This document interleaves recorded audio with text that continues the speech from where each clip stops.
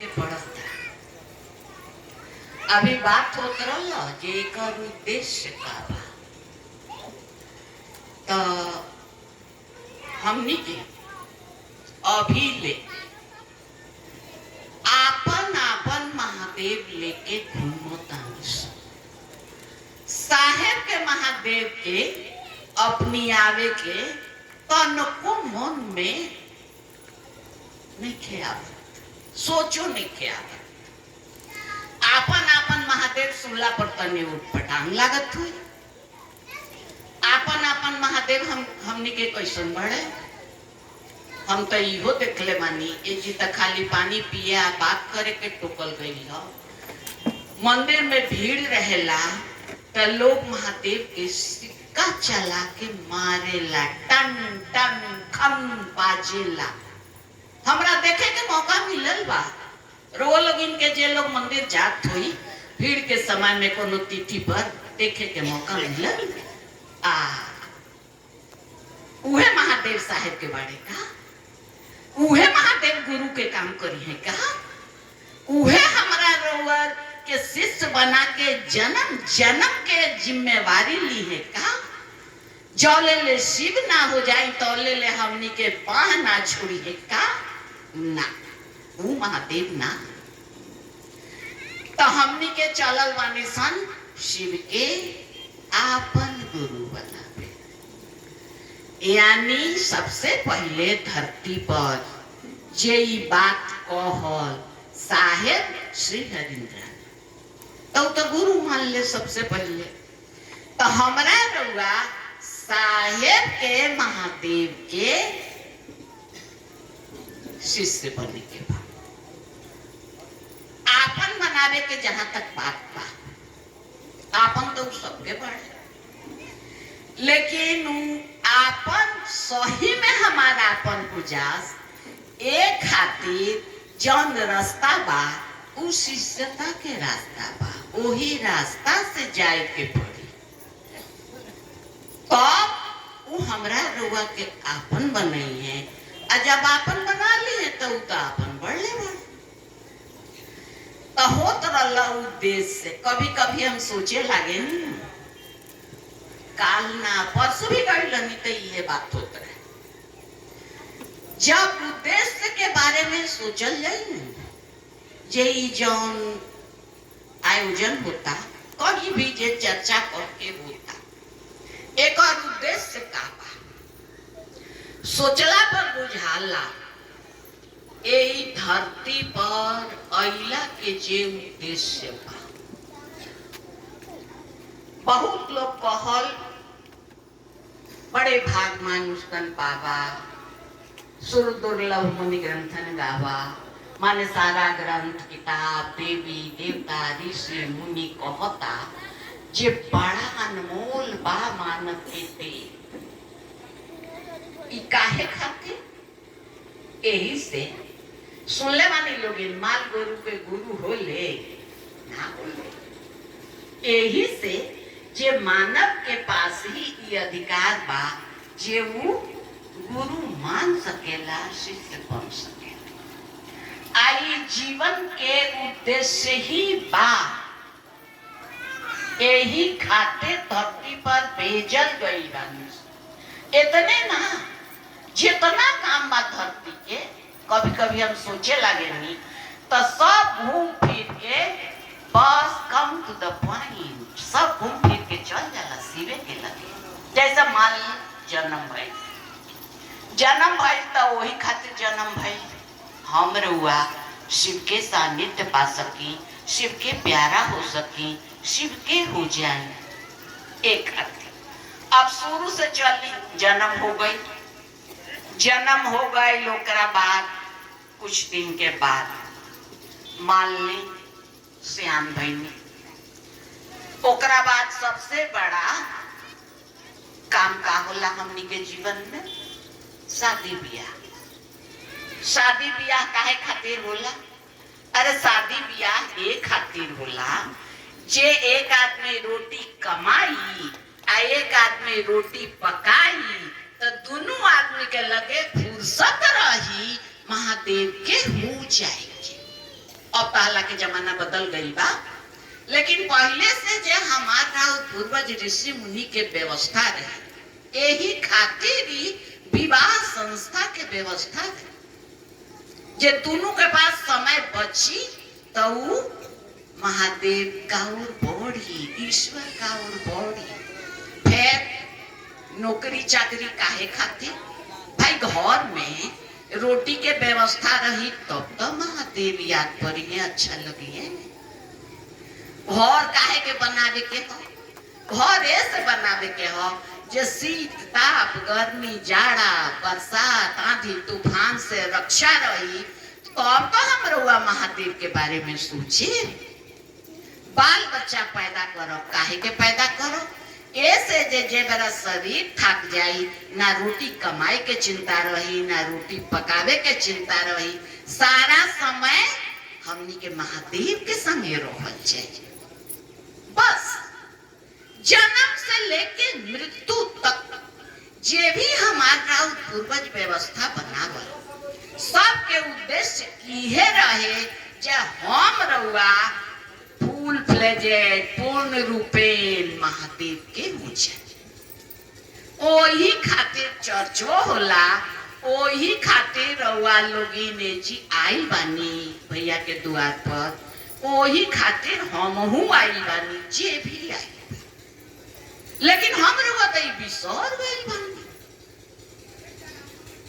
तो हम रउआ अब आपन महादेव के लेके मत घूमल जाओ, साहेब के महादेव के लेके घूमल जाओ।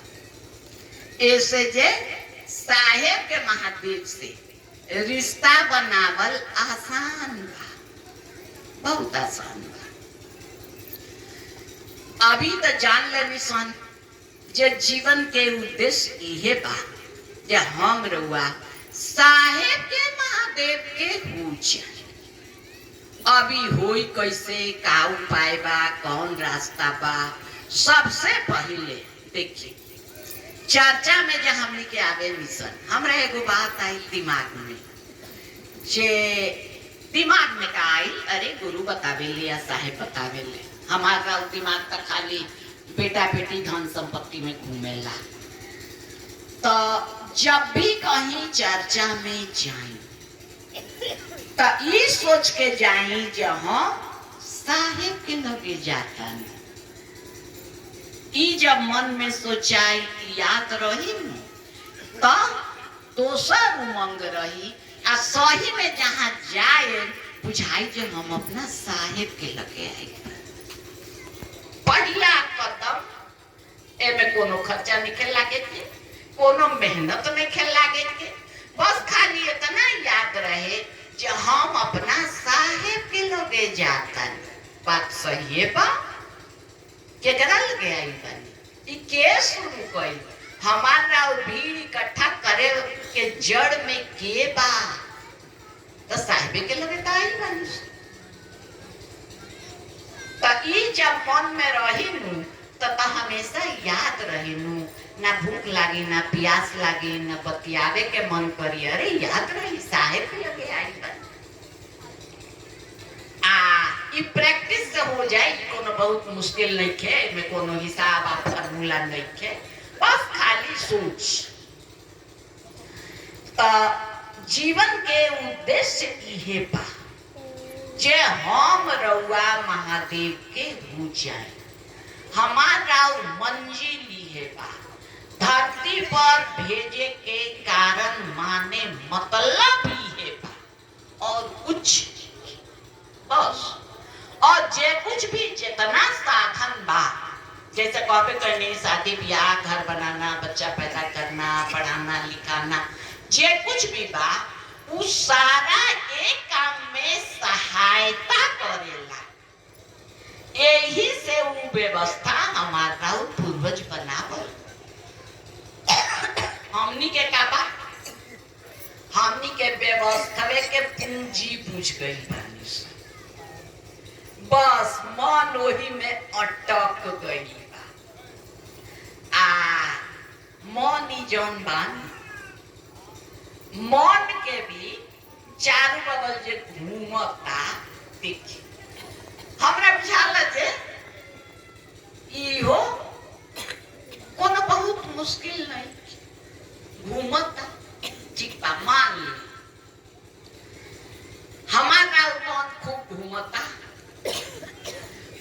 मनवा में यही ज्ञान प्रैक्टिस करके जे चर्चा में जाता नहीं तो साहेब के लगे जाता नहीं, कुछ भी सूत्र समझावता नहीं, साहेबे के कहला समझावता। धीरे धीरे धीरे धीरे ऐसा हुई जैसे मान ली हमरा घर में एगो कुर्सी होके आ एगो कुर्सी होके आ वो पर हम बैठल बानी।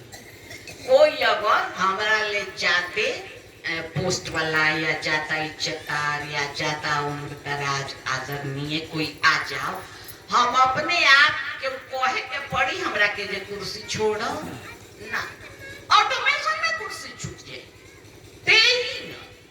कि जितना कुछ मन के कुर्सी पर लदाई बानी खाली साहेब के ज्यादा से ज्यादा याद करी, बस कुर्सी पर वासन जमा ली है, ओकरा बाद बाकी कहीं कुछ नहीं, कुछ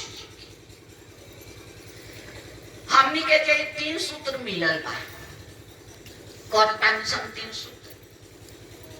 देखिए अभी कोई भैया कहत रही है जे जन्म भइल बा शिव के इच्छा से, मोरे भी शिव के इच्छा से। इतने ना हम रउआ सुनत आ गई बानी जे सृष्टि में एगो पत्ता भी बिना शिव के ना रखे। रउआ लोग सुन ले होके, सब कोई सुन ले हुई, सब कोई। तो सृष्टि में कोई घटना कोई रचना बिना शिव के इच्छा के ना हुई। ए बेरा दे चारों तरफ हल्ला बा शिव चर्चा के, शिव के गुरु माने के, ये बिना शिव के इच्छा के होता का? बिना शिव के इच्छा के तो नहीं क्या होता। वो तो गुरु बाड़ी जब से सृष्टि में तब से, तो इस शिव के इच्छा से शिव चाहता रे हमारा गुरु बने के हमरा रउआ आपन शिष्य बनावे। अब देखी कौनो रिश्ता बनेला एक तरफा चाहत से बनेला ना। मान ले रउआ पड़ोस में कोई आई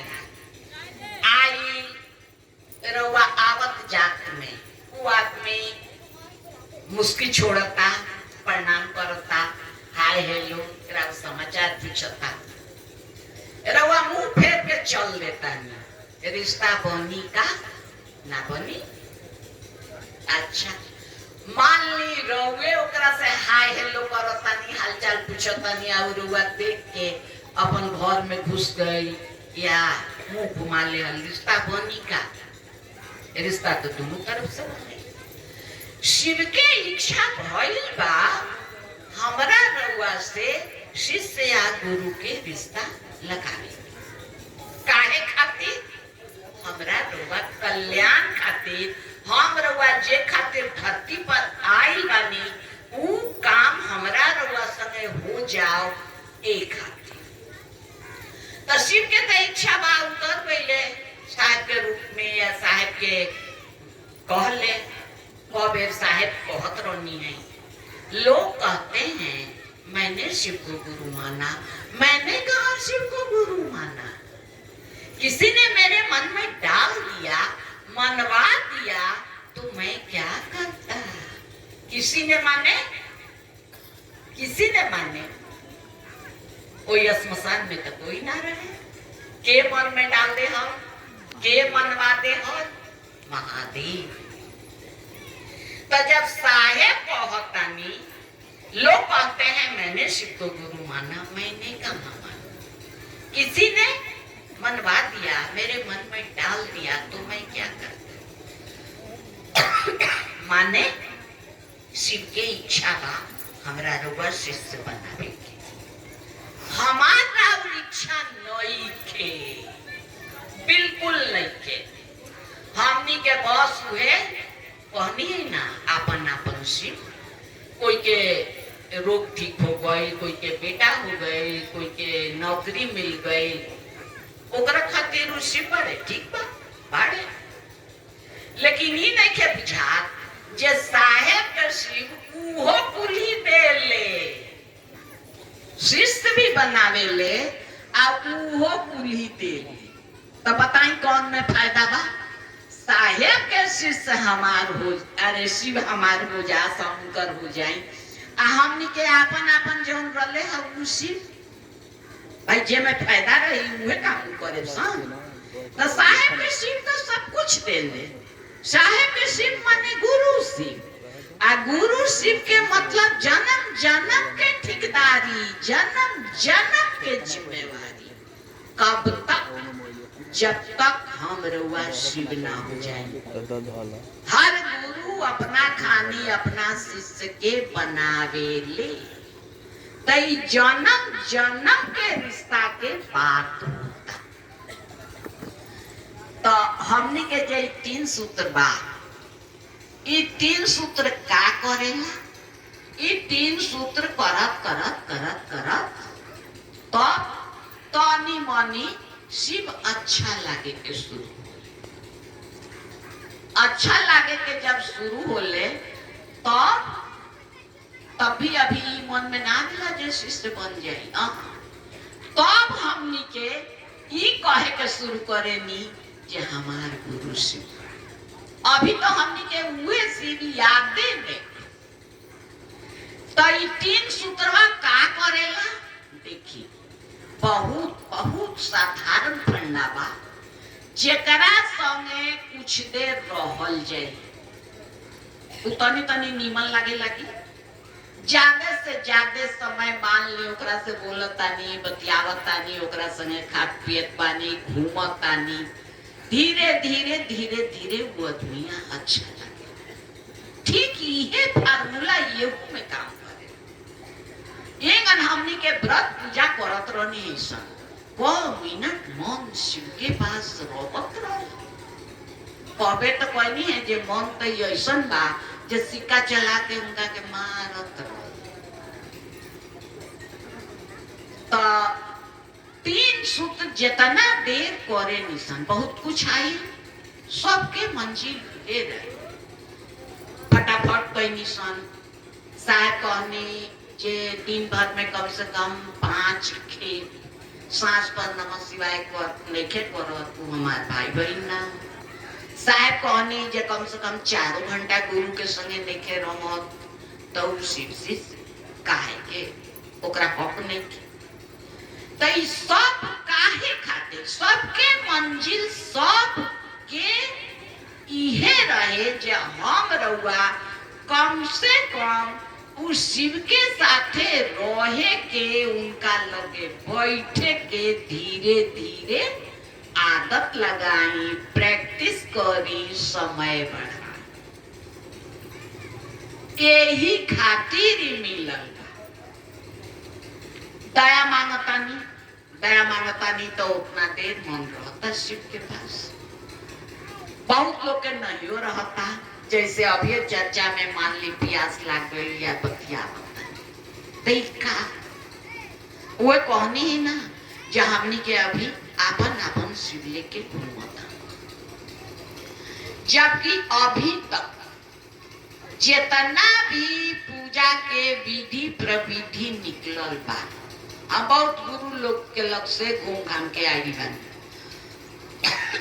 प्रार्थना ना सुननी है जोगे आया सदन तेरी तरतर भटक के। एगो कहेला लोग जे घाट घाट के पानी पी के, तो घाट घाट के पानी पी के बड़का घाटे लाभ कोई नहीं। तो जितना भी संसार में अभी तक जितना पूजा साधना क्रिया जप तप अनुष्ठान जे कुछ भी निकलल बा, जितना कुछ हमरा रउआ पोथी ग्रंथ वेद पुराण में भरल बा लिखल बा, सब के तराजू के एगो पलड़ा पर धती, आ एगो पलड़ा पर 3 सूत्र धती। 3 सूत्र वाला पलड़ा जमीन लेके छोड़े जा, अब हवा में डोलते रहे। इतना बड़का चीज मिलो, इतना बड़का चीज तो यो हमनी के नहीं खे पूछा। एक बार साहेब कहन, साहेब से पूछल एक आदमी जे सर 3 सूत्र करने से लोग शिव के शिष्य बन जाएंगे क्या? साहब कहनी अरे 3 सूत्र, 1 सूत्र काफी है, लेकिन किसके लिए? आदमी के लिए। अभी का आदमी आदमी नहीं रह गया। ये 3 सूत्र हाथी का डोज है, माने हाथी के खोराक मिलल बा हमनी के। 60 किलो 70 किलो 80 किलो 85 किलो के आदमी के हाथी के खुराक मिलल बा। हाथी के वजन पूछी लोग कितना बा? हाथी के खुराक पर भी नइखे हमरा रउआ दवैया पैदा करब। का ऐसे जे कहबे कहनी है, एक एक कदम पर हमरा जितना बुझाइल बा। जैसे चर्चा में जातानी तो सोची जे साहब के लगे जातानी, अगर कुछ उलझन वाला याद पड़ता बात, मान ली कहीं रोगे बीमारी बा या कोनो उलझन आ गई, झगड़ा झंझट हो, चाहे जे भी हो, चाहे रुपये पैसा के अभाव हो, बहुत तरह के हमनी के गृहस्थ आश्रम में बानी, बहुत तरह के आवेला। वो बेरा साहेब के छवि याद करी, बुझाई जे भक्त के हजूर। हमनी के खाली इतने से गड़बड़ाता। अभी जो कहनी भैया लोग रुपया पैसा या कोनो गुरु भाई गुरु बहन से माने प्रभावित हो गई, या मान ली कोई गुरु भाई गुरु बहन ऐसा बाजे चाहता जो हम प्रतिष्ठित हो जाए, तो जाते से जाते जितने साहेब मन में घुरई है उतने हमरा रउआ गड़बड़ाए के चांस कम हो, बहुत कम हो जाए। ऐसे साहेब जे कुछ भी कहले बानी, जे कुछ एक एक शब्द साहेब का कहतानी, एगो चर्चा में कहतानी, मेरे पास आना भी जरूरी नहीं, शरीर से आना कोई जरूरी नहीं है। वो लोग सुन ले होके शरीर से गइल मन से गइल के मतलब हम लोग खूब जानता है। साहब कहता नहीं शरीर से आना कोई जरूरी नहीं है, अभी तो मैं हूं तो चले आते हैं, मैं नहीं रहूंगा तब किसके पास आइएगा। लेकिन मेरी बातों पर तो भरोसा करना होगा, मेरी बातों पर भरोसा नहीं करिएगा, शिव का पता गुम हो जाएगा। गुम हो जाए के मतलब बुझे नहीं लोगे, आए भुला गई क्यों पता लिख के दे हल पर्ची, आ पर्ची भुला गई रास्ता में, तो वो जी पहुंच पाए शंका। तो साहब कहता नहीं मेरी बातों पर भरोसा नहीं करिएगा तो शिव का पता गुम हो जाएगा। इतने ना साहब कहनी मेरे मुंह से बहुत कुछ ऐसा निकल गया है जो मंत्र बन चुका है। मंत्र के माने पूछते बनी लोगी, मंत्र माने जे बात के मने मने सोचला से मन के चैन मिले, तरान मिले। ये भोजपुरी वाला व्याख्या किताब में तो बहुत लिखल बा। तो जे बात के खाली सोचला से, मनन कैला के माने होला सोचला से, खाली सोचला से मन के तरान मिल जाओ, चैन मिल जाओ, माने जौन भी कष्ट में बानी उसे छुटकारा मिल जाओ, ओही के मंत्र कहल जाला। तो साहेब के मुंह से जे कुछ भी निकलल बा, इतने ना साहेब कहनी जे महादेव को भी ये बात मानना पड़ेगा। माने साहेब के मुंह से जे निकलल बा, महादेव के भी ओकरा मंत्र बनावे के पड़ी। महादेव को भी ये बात माननी पड़ेगी। मेरा इतना मान तो उनको रखना ही होगा, क्योंकि धरती पर सबसे पहले मैंने ये काम शुरू किया। तो साहेब के बात जब महादेव के माने के पड़ी, तो साहेब कहतानी जे हम रउआ अगर शिव के हो जाए तो शिव हमारा नौकरी करे। साहब के इहो बात तो महादेव के माने के पड़ी। साहब कहता नहीं साहब महादेव तो सबका है, लेकिन महादेव का कौन है? लेकिन जो भी महादेव का है, महादेव उसकी नौकरी करते हैं। ये बात कैसे महादेव काट दी है? कौन महादेव? साहेब के महादेव, हमार राउर महादेव ना। साहेब के महादेव मतलब गुरु महादेव। तई बात साहेब के मुंह से निकलल बा। महादेवो नाक पटी हैं। हमनी के यही के उपाय साहेब देहनी जे हम रउआ शिव के हो सकतानी आ महादेव हमारा नौकरी कर सकतानी। इस साहेब कहले बानी तो हमनी के एक कोशिश कइल जा। यही से कहनी जे ई कार्यक्रम के आयोजन के इहे उद्देश्य बा जे हमरा रउआ जीवन के उद्देश्य बा, अंतिम लक्ष्य। यही जीवन के ना बल्कि हमारा ग्रंथ पुराण कहता जे चाहे जितना जन्म लागे, जब तक हम रउआ महादेव के नइखी हो जात तब तक कभी आदमी के खोखा में, कभी बैल के खोखा में, कभी गाय के खोखा में, कभी भैंस के खोखा में, कोनो अंते नहीं के माने हो खही के बाद। अब जितना जल्दी हो जाई जाओ, जितना साधन मिलल बा वही खातिर मिलल बा।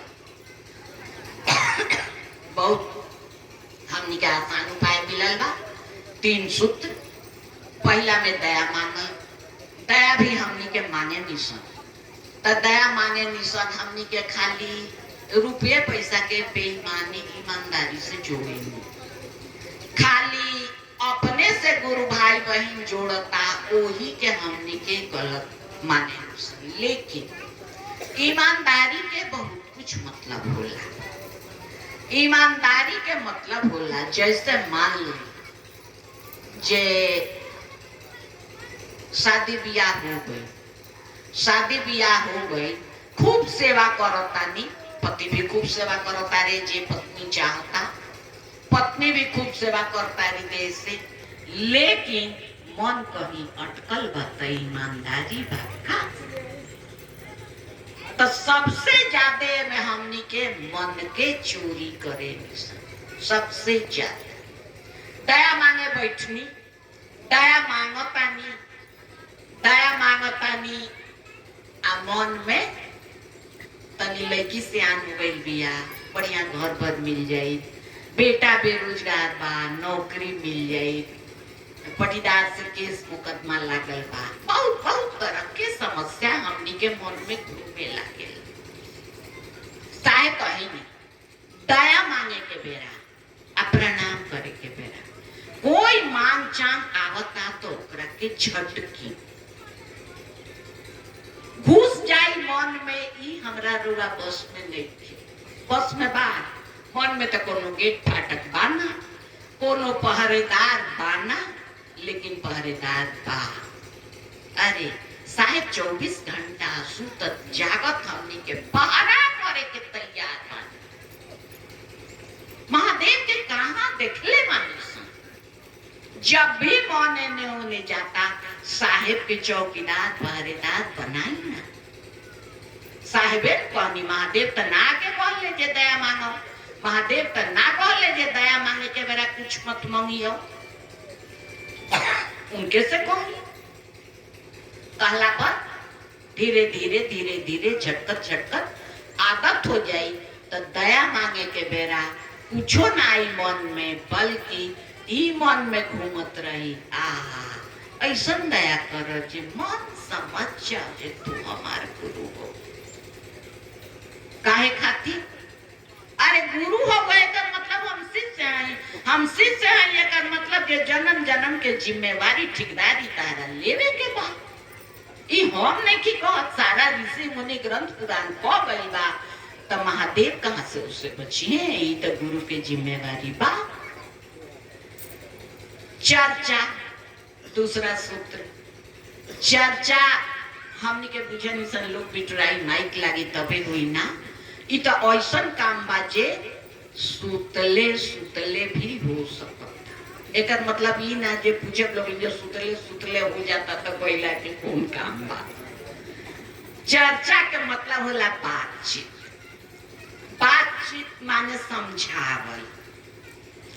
जाए हम चर्चा में तब नु समझावे के सीखे सन, तब नु कुछ समझ में आई जे कितना बड़का चीज मिलल बा, कितना अनमोल चीज मिलल बा। चर्चा में ना जाए तो कहाँ से पूछे। ऐसे चर्चा में भी कोई जरूरी बा। अपन काम धंधा करके कुछ काज करके ना, बाल बच्चा परिवार देखते हुए हमेशा मन में ही घुराई रहे कि लोग हमारा गुरु से जुड़ जाओ। काहे फलानी इतना दिन से गुरु मल्ले बड़ी खाली मांगे चांगे रोता है। आहा ऐसा गुरु दया करी थे जे इनका मन में ही आ जाए जो हम महादेव के हो जाए, हम महादेव के शिष्य हो जाए। ऐसा तो सोचल जा सकता। सुतलो सुतलो तो ये सोच चर्चा में आना जाना इतने ना। चर्चा में काका बा आ काका करे के पड़ेला एक नहीं। साहेब अपना बारे में कहता नहीं जे भी काम करता हम ओकर गोड़ धोए। अपना गुरु शिव के साथे ओकर चरण के पूजा करे, मरलो पर करत रहे। ई साहेब कहता नहीं। तो साहेब कहता नहीं तो हमरा रुआ मन में ना आवे के चाहिए का? हमरा रुआ मन में भी आवे के चाहिए जे करे के बाद। हम रुआ एकरा उल्टा चलता नहीं। जकरा भी देखो तानी जहाँ तनी हमरा ले बढ़िया चर्चा करता, हमरा ले जाके लोग पूछता तो ओकर गोड़ धोए के तो छोड़ी, ओकर गोड़ घींचे के फेर में के लाग जाता। जबकि साहेब कहता नहीं पैर धोए के, साहेब कहता नहीं ओकर चरण के पूजा करे के। ऐसा अगर मन में आवता कोनो भाई बहन खातिर ऐसा उद्गार, ऐसा श्रद्धा आवता, चाहे फलाना भैया चाहे फलाना दीदी बहुत मेहनत करे, बहुत पैदल चले, गावा गाई जाली, बहुत लोग के समझौले बड़ी। अगर ऐसा मन में आवता तो ठीक बा। तो चर्चा के माने जे हमेशा मन में ही घुराई रहे जे के लोग हमरा गुरु से जुड़ जाओ, के जे जोड़े के कोशिश में लागल बा, अपन तन मन धन सब यही में लगा देले बा। ओकरा के हम केगन कुछ तो सुख पहुंचा सकी। आसपास हमरा रुआ बहुत ऐसा भाई बहन बा। दीदी के बारे में रुआ लोग देखो तो के हर जगह लिखल रहेला साधु बात। दीदी हमनी के साधु बात देले बनी। एकर मतलब शायद रुआ लोग ना जानत हो। साधु के पहले मतलब पूछी। साधु के लिखल बा परिभाषा किताब पुथी में, जो हमेशा दूसरों की सेवा में तत्पर रहे। माने जे हमेशा दूसरा के कुछ सेवा करे के, सुख पहुंचावे के सोचता, उहे साधु होला, गेरुआ बस्तर वाला ना। तई तो साधु के माने बुझने सन बात, बात माने रास्ता, पंथ। तो जे यही पंथ पर हम रउआ चल सकी, यही के आशीर्वाद दीदी हमनी के देनी। आप सबों को मेरा साधुवाद। माने दीदी चाहतानी जे यही बात में, यही पंथ में हम रउआ चली जे के मन। अरे सारा दुनिया के छोड़ी, कम से कम आसपास के गुरु भाई बहन के तो सुख पहुंचावे के सोची। इहो चर्चे न कहबे कहनी है कि चर्चा में तक काका बा न कहल जा सकता, आ उतना पूरा हम रउआ करे में सकता। अब आई तीसरा सूत्र, नमः शिवाय से अपना गुरु के प्रणाम करे के नहीं के, करे के कोशिश करे के बाद हम रउआ अभी ये लायक नहीं की कि हम रउआ प्रणाम करी आ गुरु के चरण तक पहुंच जाओ। एक बार हमनी के तरवारा में एगो गुरु भाई बड़े बिहारी भाई शॉर्ट करी, अच्छा तब छोड़ देता है। तो हमनी के अपना गुरु के प्रणाम करे के कोशिश करे के बाद 24 घंटा में एक बेर माला से, बाकी समय सांस से। बहुत लोग माला भी हाथ में ले लेला, बहुत भाई बहन से गलती होला, इसे हमरा हर जगह कहे के पड़ेगा। बहुत लोग हाथ में माला भी ले लेला आ सांस से भी करे लगेला, इंगन ना करे के चाहिए। माला हाथ में बात, सांस पर मत ध्यान दी। सांस से करता नहीं तो ओबेरा माला के कोनो काम नहीं। माला पर 24 घंटा में एक बेर आंख बंद मुंह बंद सोचनी हम अपना गुरु के पास गए बनी, चाहे आई बड़े प्रणाम करता नहीं, सिर झुकैनी चरण पर, मन संतुष्ट हो गई, प्रणाम हो गई, एगो दाना खसका। अगर प्रणाम करे के बेरा नमः शिवाय याद पड़ गई, ठीक बा, कोनो बात ना याद पड़ल और बढ़िया, ना याद पड़ल एकर मतलब के मन प्रणाम में डूबल रहे, ऐसे नमः शिवाय ना मन पड़ल और अच्छा। ओ बेरा कोनो मांग चांगना एकदम याद रहे, कोई मांग चांगना साहेब के कहल हो। आ सांस पर जब भी खाली नानी सोचतानी, सांस अंदर गई तो बोल नमः, बाहर आई है तो शिवाय। हम कुछ नहीं करत, ससवे बोलता, हम सुनतानी। आ करे के बाद दुन्नु के अलग अलग काम बा। माला पर करे उसे जगत जंजाल आसान हुई, जे भी दुख कष्ट आवता कम हुई। सांस पर करे महादेव से नजदीकी हुई, महादेव के हम रउआ हो जाए एक दिन, एक हाथे दुनू करे के। फिर से रउआ अपने चरण में हमारा प्रणाम स्वीकार।